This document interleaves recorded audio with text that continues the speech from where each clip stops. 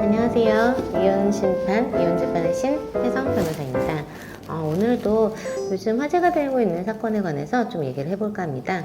사실 예전에 끝난 이혼 사건이었죠. 근데 요새 갑자기 또 화제가 되고 있는데, 아이돌이었던 이제 유리 씨와 최민아 씨가 예전에 이혼을 했고, 지금 유리 씨가 양육권 관련해서 또 법원에 조정 신청을 넣으면서 다시 뉴스가 되고 화제가 되고 있습니다. 관련해서 좀 얘기를 해볼까 해요. 일단 협의혼으로 마무리가 됐다고 했죠. 제가 기억하기로는 작년 12월쯤에 두 분이 협의혼으로 마무리를 하면서 남편 쪽 최민아 씨가 새 아이의 양육권을 가지고 갔죠. 그런데 최근에 유리 씨가 아이들의 양육권을 되찾아오겠다 하면서 이혼 당시에 위자료나 재산분할에 관해서 전혀 아무런 협의를 하지 않았다. 그래서 다시 위자료나 재산분할 청구를 하겠다. 이런 취지로 지금 가정법원에 조정을 신청했습니다. 우선 유리 씨가 가장 다투고 있는 양육권자 변경이 가능한지 그거부터 좀 살펴볼까요? 협의혼 당시에 두 분이 최민아 씨를 양육권자로 하는 것에 대해 합의를 했었죠. 그러다 보니까 별다른 문제 없이 최민아 씨가 양육권자로 지정이 됐습니다. 협의혼 할 때는 법원이 협의혼 의사 확인 신청을 하고 확인을 받는 절차를 거치기는 하지만 법원이 뭔가를 해주는 건 아니에요. 법원은 단순히 너네 정말 이혼하기로 한 거 맞아? 3개월 지난 후에 다시 갔을 때 그 의사가 아직도 변함이 없니? 계속 이혼하기로 진지하게 결심한 거 맞아? 둘이 뜻이 맞았어? 그렇게 확인만 해주는 거고 법원이 뭔가를 결정을 해주는 건 아닙니다. 양육권자도 마찬가지야. 협의혼 당시에 미성년 자녀가 있으면은 일단 무조건 양육권자를 누구로 할 건지 둘이 결정하고 오라고 해요. 그게 결정이 안 된 상태에서는 협의혼 의사 확인을 해주지 않습니다. 다시 한번 둘이 얘기해보고 제대로 확실히 뜻을 맞춰서 결정해서 와라 이렇게 해요.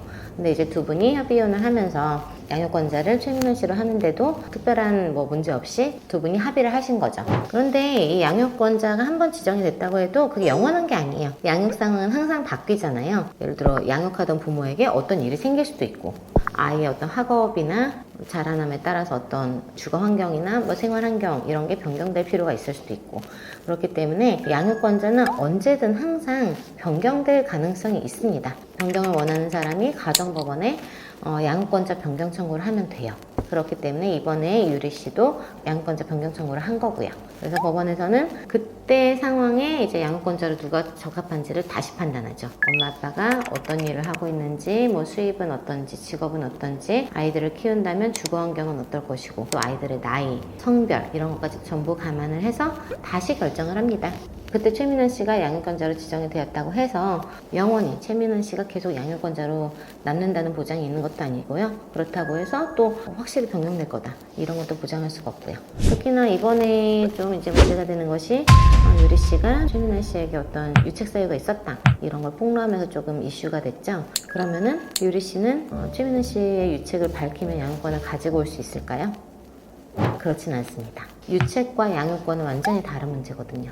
유책 배우자라고 하더라도 아이한테는 좋은 엄마일 수도 있고 좋은 아빠일 수도 있어요. 그리고 아이를 키우는 데는 그 사람이 더 적합할 수도 있어요. 물론 유책성의 종류나 그런 거에 따라서 조금은 가만히 되겠죠. 하지만 그게 결정적인 어떤 양육권자를 변경할 수 있는 이유가 되진 않습니다. 그렇다 보니까 이번에 유리 씨가 최민아 씨의 유책성에 관해서 얘기를 했고 그게 만약에 사실로 밝혀진다고 하더라도 그것만으로 유리 씨가 양육권을 가지고 올 수 있다는 보장은 되지 못합니다. 법원은 다시 판단할 거예요.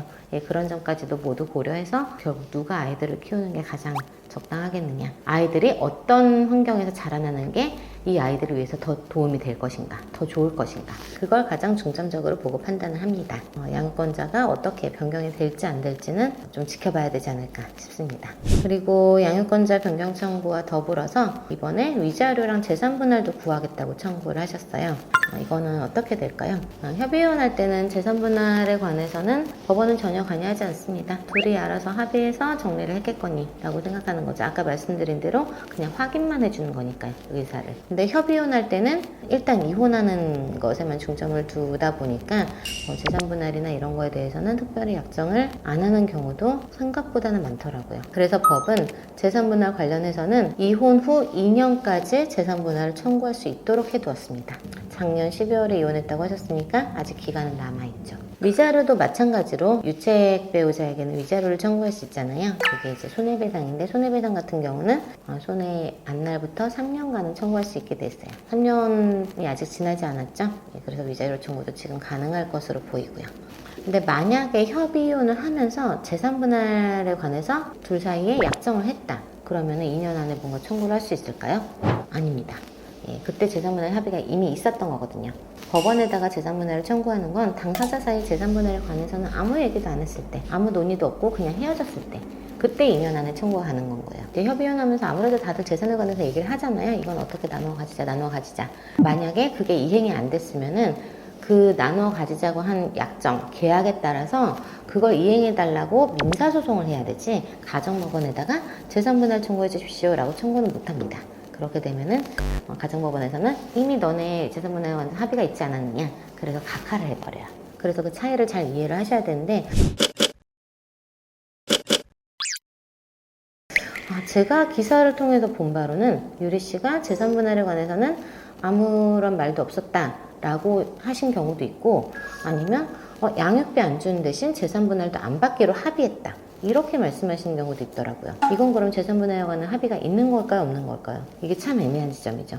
재산분할을 포기하는 것도 재산분할에 관한 합의가 될 수 있기 때문에 대법원에서는 재산분할을 안 받기로 이제 포기하기로 합의를 한 것이냐를 굉장히 신중하게 봅니다. 근데 그게 아니라 이혼할 땐 사실 심리적으로 굉장히 절박하고 멘탈이 불안정한 상태잖아요. 그런 상황에서 이혼이 급하다, 재산분할이고 위자료고 뭐 양육권이고 지금 그런 걸 생각할 여유가 없어, 재산분할 다 필요 없어, 안 받아도 돼, 일단 이혼만 해줘, 이러는 경우도 있잖아요. 그럴 때 이게 과연 진지하게 재산분할에 관한 약정이 있었던 것인지, 이거는 사실 따져봐야 될 문제죠. 만약에 그런 케이스였다면 당연히 유리 씨도 지금 재산분할 청구가 가능할 것으로 보여집니다. 오늘은 요새 조금 화제가 되고 있는 유리 씨와 최민아 씨의 이혼 관련 이제 양육권 변경 청구와 뭐 재산분할 청구에 관해서 좀 얘기를 나누어 봤습니다.